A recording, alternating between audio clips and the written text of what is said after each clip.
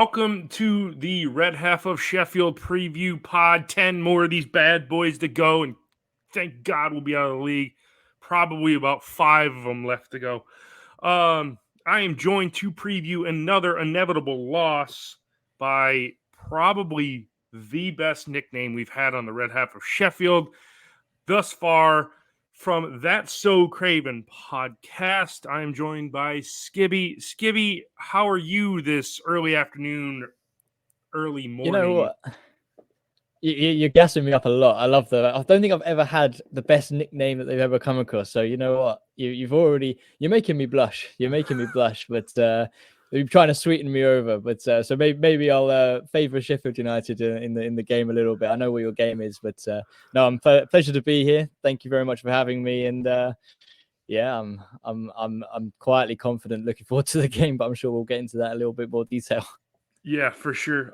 We might as well get into it. Sum up Fulham's season for me so far. Yeah, it's been a very good season, I think, from the perspective of, last season, a lot of people wrote Fulham off. We were always branded that yo-yo club. I think, as I mentioned before we started, Sheffield United, where you guys are now is exactly where we were, 2-3 years ago. I mean, I know what it's like, and it's just so demoralizing. But I mean, for this season to sort of off the back of a very successful season last year, and then we lose Mitrovic, which was huge for us. And, we're thinking, okay, we're getting 50 million in. We'll replace him with some amazing striker, which never came. We put all of our money into, the money didn't go into anywhere as of yet. But, we brought Raul Jimenez in from Wolves, which everyone was thinking a little bit, that's kind of good as a backup. But, where's our goals coming from? And it's been one of those years where it felt at the start it was going to be 2 steps, 1 step forward, 2 steps back. We had a really successful year. We built this kind of core squad that looked very good, that we could push on and start pushing for that European space. And you lose an absolute vital piece in Mitrovic, and we're thinking, oh, here we go, back to square one. Are we going to get potentially relegated if we don't find where those goals are? And I think there was a lot of concern coming into this season. But you know what? Faith in Marco. I think that's been the key, that we have a very, very good manager. He's getting a lot out of players which a lot of clubs had written off. So Andreas Pereira, came in. Willian, for one, he came in and he's been one of our best players. And then, we don't have that striker, but Jimenez took a lot of time to sort of get scoring. But when he did, it was sort of like 3 or 4 on the bounce. Key wins against Arsenal come to mind, where Jimenez was picking up goals, and then he got injured, and that was the worst thing that could happen at that time. We brought in Broja from Chelsea on loan, but he hasn't had a look in because Rodrigo Muniz, out of nowhere, has started banging in goals. I think he's got 7 in 7. And I think that really, Rodrigo Muniz for me sums up the season for us. It's just been a complete unexpected turn, that we are exactly kind of where we were last year without a very key piece. And it's commending to Marco and his team that he's managed to get the best out of these sort of players. And, we're now in a position where we can start to look ahead to next year, and can we build on and start sort of challenging for those European spaces. And overall, it's been a very enjoyable year. We've seen some amazing results at the Craven Cottage, just not on the road, which probably works in your guys' favor this coming weekend. Home or away, it doesn't matter. We're going to get battered either way. That's the motto of Sheffield United this season. As for the players, give me some players to look out for. I mean, I touched upon him already. Rodrigo Muniz, the guy is absolutely flying. 7 goals in 7 games. Every week we sort of, for me as well, being quite we have a term, Fulhamish, pessimistic all the time. So it's very fitting for us to have a player that's scoring every week, but something's going to go wrong and he's going to, stop firing. But he just seems to be pushing on week in, week out. I mean, we come across Tottenham Hotspur very recently at home. You're thinking, okay, maybe with Christian Romero, he's going to meet his match, very good defensively, his team. But he comes away with a brace, and he's still just surprising me week in, week out with not just his goals, but his physicality, his link-up play.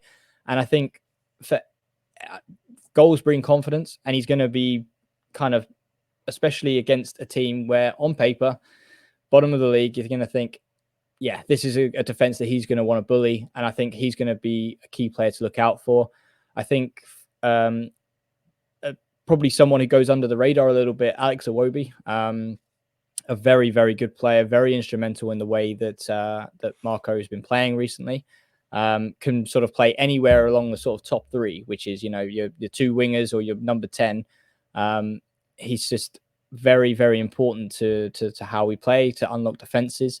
And I think if it wasn't just for the goal threats from Muniz, I think for me, Alex Iwobi is going to be the sort of the player that's going to make things tick for Fulham, and definitely someone to look out for.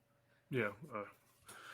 Yeah, it sounds like we're gonna be under a little bit of pressure at the back, but that's no shock to anybody listening to or watching this preview pod, because one thing I even think against Luton we were under pressure until we kind of flipped that one and won that game. We were talking before we recorded, and I don't mean this as I don't want it to come off as a slight that I'm comparing Sheffield United to Fulham. But how, I guess this is a two-parted question for me. Back to your summary of the season, is this the best that Fulham can do? Are you content with that finishing, just say, and this is no bad from me to you, are you okay with finishing 10th or 11th every single year? Does that give you the satisfaction, as opposed to if you weren't playing in this division and you were playing in the championship and high flying and, pushing for promotion and automatic spots? What would you rather have? Finishing, I understand the Premier League's the cash cow. We always know everything in the game is driven by money now, and that's a sad thing. But would you rather have your middle of the road on the beach with probably 4 or 5 games left, feet up, or would you rather have the in and out, week in, week out, anybody can beat anybody in the championship? Yeah, I mean, it's a really good question. And I think the best way to answer it, I think on paper, if you were to say, mid-table Premier League or, championship, going back to 2 years ago when Fulham were absolutely flying in the championship, yeah, I mean, I'd take the flying in the championship because it was absolutely phenomenal to go to the game. There was just always such a positive feel, and you just knew goals were coming, and we were playing some of the best football I think I've ever seen Fulham play. But for me, the way that Fulham have been playing very recently, I think, when I say recently, in the last sort of couple of years, it's not just been a sort of mid-table finish, and that's kind of it. We're showing that we're improving. We're challenging and beating sort of some big teams in the league. I think this year we've beaten Arsenal at home. We just beat Tottenham Hotspur at home. We beat Man United at Old Trafford, which, I mean, a lot of people are doing nowadays, but it's still quite a big feat. And I think I do love those kind of games. But the momentum that we've got going forward at the moment, I think, is we're pushing forward and we're always improving. I think with sort of some of the signings that we've made, so Calvin Bassey at the back, we brought in Sasha Lukic in midfield, we brought in Alex Iwobi, as I touched upon. We're sort of really strengthening those key areas, and I'm starting to think that we're really building a squad now, which is going on cup runs. We got to the semi-final against Liverpool in the Carabao Cup, and there is something, and I think the season before we got to the quarterfinal of the FA Cup at Old Trafford, where everything went awfully, even though we were in control. But there's something brewing for us where I'm starting to feel very optimistic around we can, with the right investment and with the right backing of the manager, I think we can start to push and sort of follow the footsteps of, Brighton, Hove Albion, West Ham, and maybe even a touch on Villa as well. I mean, I know that financial fair play is going to take its toll. how, I'm not a financial expert, I'm not too sure, but I do get that feel that it's going to be protecting the assets, making sure that they're always the top teams, and and never allow Fulham and those sort of teams to always the bridesmaid never the bride type feel. But you're starting to see with Villa and West Ham especially that they can disrupt that flow in the top six, and I think with the right investment we can be that team that would push on. And I'm starting to think that I would prefer that, and I do like that it's moving in the right direction. I mean, speaking about West Ham, I've got a lot of friends who are West Ham fans, and they're sort of seeing the opposite. Yes, they're in the top 7 or top 8, but David Moyes' football isn't necessarily the most attractive football, and they're hating it. And they, everyone's saying, why should Moyes be sacked? He got you a European Championship trophy, and you're thinking, but you're on this decline. But I see the opposite with Fulham. I see this optimistic rise of, we've got the right manager. He gets us playing some amazing football. And I think he's brought in a team that he wants, which is a very different feel around Fulham than we had when the seasons we got relegated. So I think with the right investment, I'm happy where we are. And it's a very good time to be a Fulham fan right now. I mean, we're very much that yo-yo club in the past, but that kind of tag, or the name tag, seems to have gone now. And we're on the up, and it's very exciting, I guess. Optimistic, cautious optimism, I think, is the right term. Yeah, I mean, you touched on the financial fair play, and it looks like Villa's going to be the last team in through that door that's not going to get hammered. Now 3 or 4 years down the road, they might be getting 10, 15 points taken off of them, but it looks like they're the ones that were able to exploit that before that kind of hammer came down. And now everybody's cautiously spending, which is, I don't know if it's gonna, it's kind of gonna dilute the league a little bit, because I mean, you can even see in January to January from last year, I think there was over $1 billion spent in last January's transfer window. And this year, I think it was a goose egg. I mean, most of the players brought in were on loan. So, I mean, it's one of those things where I see Fulham being that Villa type, maybe not as high as Villa are right now, but no reason why Fulham can't compete for those European spots. So, okay, back to this weekend, this upcoming weekend's matchup. How bad is it going to be? 6-0, 5-0? Please don't. Well, actually, I want to make more history. So please slot 5 past us. I mean, that's the thing with Fulham. It's, you don't know what you're going to get. And it's a real mixed bag. And we've had a few 5-0s this year, I say, but all at home. Nottingham Forest, West Ham. So, I mean, we've got it in our locker, I guess. But the trouble is, we very recently seem to be struggling against the teams which, on paper, we should be beating. So, without being too kind of arrogant, we went to Wolves very recently. Wolves had ridiculous injury list. Players, I think they had a 19-year-old playing up top for his debut.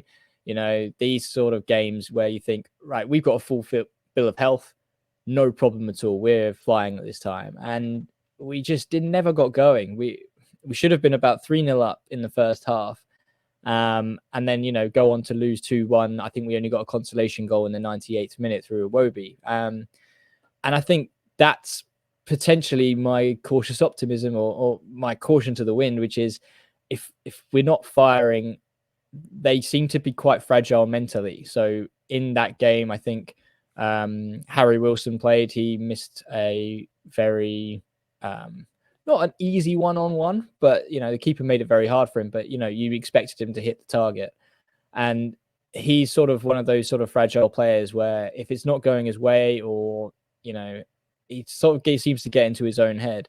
And I've seen that happen quite a lot this season, where our players, if we're knocking on the door and it's not quite going our way, and we go in halftime 0-0, then we can start to see the game slip away. And that would probably be my kind of words of wisdom to the Sheffield United fans that if you can get it to 0-0 at half time, then I can see you guys winning it. Just because of that mentality that Fulham just don't seem to come out firing in the second half if they just don't feel like the game's going our way. But that being said, when we do if we do unlock the door and get that goal like we've seen against Forest and West Ham, then their tails go up and they do like to score goals. But that's only at home. I think our away form is 2 wins out of 13, I think, this season. 14. So I think 2 wins and 4 draws. So, and that was against Everton on the opening day of the season. And very, very recently at Old Trafford, where it took us a 98th minute winner through, the sort of not lucky breakaway, but, last kick of the game type deal. So it depends what Fulham arrives. If you can get the Craven Cottage type Fulham, then I'm very optimistic and we can maybe take you to the sword. But there's always that element in the back of my mind that the away form Fulham is a completely different breed. Lacks confidence, gets in their own head. And, if you're able to set up defensively and be very structurally sound, then that's what I could potentially see frustrating Fulham, getting there ahead, and then potentially slip away in the second half, and you can take the game to us. No way. Am I making you believe? Am I making you believe? No, it's hope, man. It's what kills all of us football fans, and the people that are watching this preview that watch me do this every week. I know we're dead and gone. We've been dead and gone since day one, since match day one. But I've said for the last couple of weeks, we picked up 4 points over the last 2 months or something like that. I just want to be in a relegation battle. I hate the feeling of going into these games now with 10 to go, being like, we have nothing to play for, to where if we did pick up a couple results and maybe narrowed that gap from what Forest is in the bottom 3, so Luton now, if we could go into the last 10 games having something to play for, like, hey, there's a legit chance we could stay up. But the fact is we have no chance of staying up. It doesn't matter because we're just we're a championship, bottom half championship team in the Prem right now, and it's like we have no hope. And it's like, so these last 10 games, they can't go by quick enough so we can get to the summer and not do anything again. But it's the hope, because we went and got a result against Wolves, and like, oh my God, there's a little bit of belief. Oh man, there's a little bit of belief, and then it's just you get back-to-back hammerings, and okay, the international break's going to give us 2 weeks. We didn't have to play Manchester United because of the FA Cup. So we've had the better part of 2 weeks to rest up for this one. So I'm hoping we have a little bit of energy, but I don't think at the end of the day, I just think you guys are the better team, and we'll show it, and we'll probably run away 3-1 winners at least. I think. I mean, we might be in it for the first half hour, and you might get a little nervous and be like, oh, man, we're not going to score. And then there will be something that goes wrong about the 35th minute. Bam, it's 1-0. Fulham, probably 2-0 at halftime, and then you get the third right out of halftime, and then we tag one late in the game. Consolation is 3-0. You guys let one in, it's 3-1. You take all 3 points.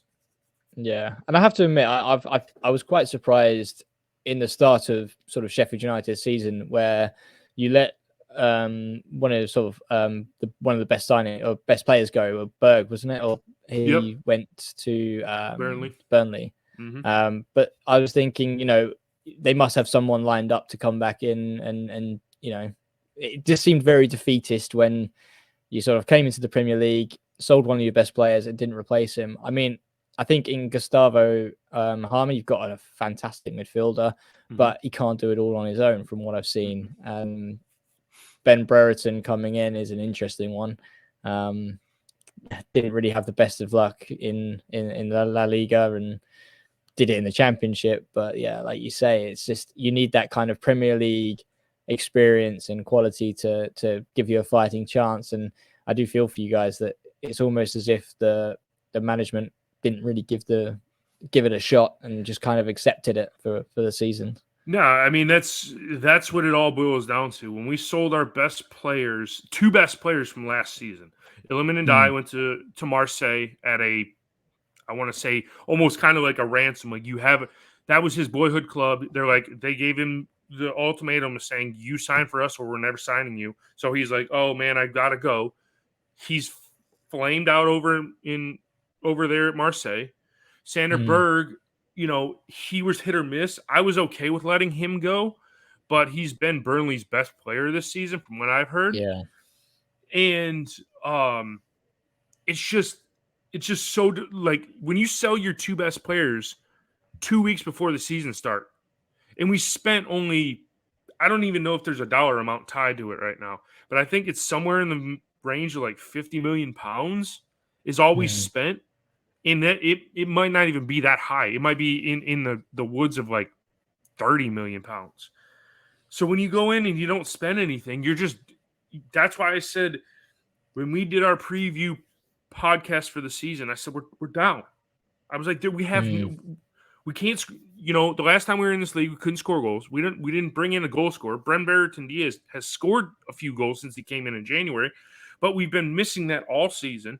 And then our defense is, we all thought they were going to be able to hang in the Prem, but all they are is glorified championship defenders. That's it. So we're already going to have to sell. I mean, it's going to be a massive clear out coming in the summer because a lot of players out of contract. We're going to have to sell some players because we're going down. Yes, we get the parachute payments, but I don't think they're going to reinvest that money that we get for the parachute payments into the side. They might a little bit. But you're definitely going to have to bring players into the side to have a squad next year. But I mean, it's all boils down to what the owner, who allegedly is still trying to sell us. We've been up for sale for almost 3 years now, and I don't know how nobody wants to come in and buy a team that was in the Prem, is going to go back down into the Championship, and if you get them going in the right direction, could do the bounce back and be back in the league in 2 years' time. But I don't know. I guess we're a poison chalice and nobody wants to touch us with a 100-foot long pole. Before we get out of here, I always ask this one last question. So, Skibby, match day, what is your go-to beverage? It doesn't have to be alcohol. It can be alcohol. Myself, I like alcohol, so I drink alcohol heavily on match day. What's your go-to match day beverage? Oh, that's a good question. I think it's got to be the Beavertown Neck Oil IPA. Is the sort of the local pub on my way to Fulham games always has neck oil on tap, so that's always sort of my ritual. I don't think it's lucky, but I like to believe it is. So therefore, it just gives it helps the cause. It's don't need an excuse. Or if I don't drink this, then Fulham might not play well. So but always the neck oil for me, definitely. Yeah, good deal. All right, Skibby, drop the podcast where we can find you on social media. Yep. So my social media, so you can find me on Twitter on Putney Perspective. I think it's at Putney Perspect. And then the podcast, That's So Craven, you can find on Craven Pod on Twitter and on Spotify. So if you are listening and you want to listen to me and the guys talk about more sort of Fulham stuff, then Craven Pod is the way to find us on Spotify, YouTube, wherever you want to go. And then Twitter, Putney Perspective. If you like my views, then find me on there. Yeah, for sure. We'll have to give it a check. Have to give you a follow and check it out for sure. Until next Saturday, when we get absolutely annihilated by Fulham again, and we have, ladies and gentlemen, say after Fulham we have 9 to go. I will leave you with. Oh, forgot to plug the pod. Follow Red Half of Sheffield on Twitter /X. Follow our YouTube channel, Red Half of Sheffield, on YouTube. And as I said prior to this, after our defeat against Fulham, 9 more to go, ladies and gentlemen. And I will leave you with this: up the blades.